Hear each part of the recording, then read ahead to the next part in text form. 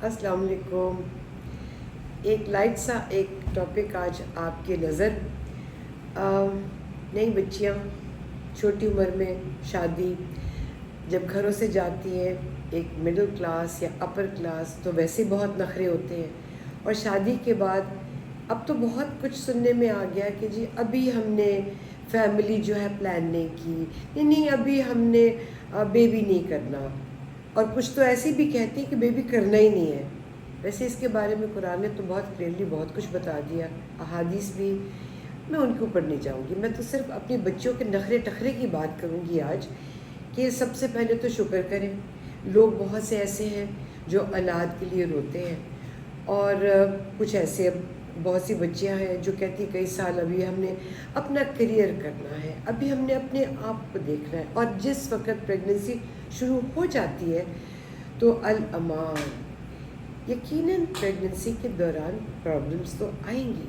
کبھی کسی کو ڈائبٹیز ہو جاتی ہے، کسی کو بیک ایک بہت زیادہ ہوتی ہے، بلڈ پریشر بھی ہو جاتا ہے، اس طرح کی پرابلمس. لیکن بچیاں جو ہیں ذرا سا نوزیہ ہوا اور فوراً نوزیہ کی دوائی، ذرا بیک پین ہوئی فوراً پین کلرز، اور ڈپریشن میں ہے کہ ہائے. اور بجائے کہنے الحمدللہ کہ ہائے ہائے کی رٹ لگائی ہوئی ہے. اور ہائے سے تو شیطان بڑا خوش ہوتا ہوگا. بسم اللہ کہے، الحمدللہ کہے. یہ جو ڈیلی روٹین ہے اس میں اپنی خوراک کا خیال کریں، نیند کا خیال کریں، سونے جاگنے کا خیال کریں. اور اس سب سے زیادہ خدارہ اپنی زبان کا، اپنے اخلاق کا، اور اپنی ذہنی قابلیت کا. میں بہت جگہ پڑھ رہی تھی کہ جو اچھی بہت سی پڑھی لکھی قومیں ہیں، ان کی مائیں یا تو وہ میتھ کر رہی ہوتی ہیں یا وہ کوئز کر رہی ہوتی ہے. اور ہماری بچیاں کیا بس کپڑے بنانے میں تو بعد دن رات. میں کہتی ہوں لبرٹی اور ڈی ایچ اے اور مون مارکیٹ اقبال ٹاؤن کی، اور کیا اچھرا اور کیا انارکلی، بس یہ اپنے بھی کپڑے اور بچے کے بھی کپڑے، جس میں صرف آؤٹر کا بہت خیال ہے. اور آؤٹر میں بجائے یہ سوچنے کی میری غذا کیا ہونی چاہیے. اب ہماری نانیاں دادیاں تھیں، اور بہت سے لوگ جو اس شہر سے دور رہتے تھے، یا وہ لوگ جو پہاڑی علاقوں میں رہتے ہیں، تو جس وقت بچیاں ایکسپیکٹ کر رہی ہوتی تھی تو کتنی اونچی اونچی پہاڑیاں چڑھ کر اوپر جاتی تھی یا نیچے جاتی تھی پانی کی مشقیں لینے کے لیے. اور یہاں تک مجھے یاد ہے کہ ہمارے اپنے گھر میں ہماری صفائی والی یا کھانا پکانے والی، اس کو کوئی میٹرنٹی لیو نہیں ملتی تھی. اور وہ چونکہ کام کرتی رہتی تھی، اتنا چلتی تھی، اتنا کام کرتی تھی کہ اس کو نہ تو یہ عجیب سے ایپیڈیورل کی ضرورت ہوتی تھی اور نہ سیزیرین کی. اب تو بچیاں خود کہتی سیزیرین کر دو، دو ایپیڈیورل لگا دو، ہم سے نہیں برداشت ہوتا. برداشت ختم ہو گئی ہے. ہماری امیاں دادیاں نہیں تھیں. میری نانی کی چونکہ ان کی مطلب ماشاء اللہ پتہ نہیں 10-11 بچے تو ہم سی بات تھی، کسی کو شرم ہی نہیں آتی تھی کہ 10-11. اور میں تو اپنی گائنی جتنی میری دوستیں ہیں ڈاکٹرز وہاں پہ، وہ کہتی ہوں کہ مجھے لگتا ہے کہ ہمارے اس خطے میں اتنی پاپولیشن زیادہ ہو گئی ہے کہ زمین ادھر ہی جھک جائے گی. اور جس وقت بچے، چھوٹی بچیاں اور بچے، تو وہ یہ نہیں ماں باپ بتاتے کہ اپنی ایکسپیکٹنسی کے زمانے کو کس برداشت کے ساتھ، صبر شکر کے ساتھ اور اچھی عادات کے ساتھ گزارنا ہے. اگر کسی بچی کو بری عادت کوئی پڑی ہوئی ہے تو یہ آگے جائے گی. کوئی ایسی بیماری جو اس نے اپنی لاپرواہی سے کی ہے، وہ آگے یقیناً بچوں میں ٹریول کر جاتی ہے. تو میرا یہ کبھی جب میں بچوں کو دیکھتی ہوں تو ان کے نہ کپڑے ختم ہو رہے ہوتے. اور بڑی دلچسپ بات بتاؤں کہ ابھی کوئی تقریباً مہینہ ہوا ہوگا، میری ہی اپنی ایک نیس ہے، تو وہ پہلا بچہ اس کا 7 ایئرس کا بیٹا تھا تو ہونے والی. تو انہوں نے جب الٹرا ساؤنڈ کرایا، اچھا ایک تو یہ بڑا شوق ہے دیکھنے کا جینڈر، لڑکی ہے یا لڑکا. جو اللہ کی دین ہے، بس دعا کرے صحت مند ہو، تندرست ہو، نیک اعمال اس کی قسمت میں لکھے جائے. جو روح پھونکی جاتی ہے اور اس کے قلب میں وہ اللہ کا درد اور اللہ کا خوف اور محبتیں ڈالے اللہ میاں، تو باقی لڑکی یا لڑکا دونوں ہی اللہ کی دین ہے. یہ مت سوچیں، کیونکہ لڑکیوں کو تو آج بھی بوجھ سمجھا جاتا ہے.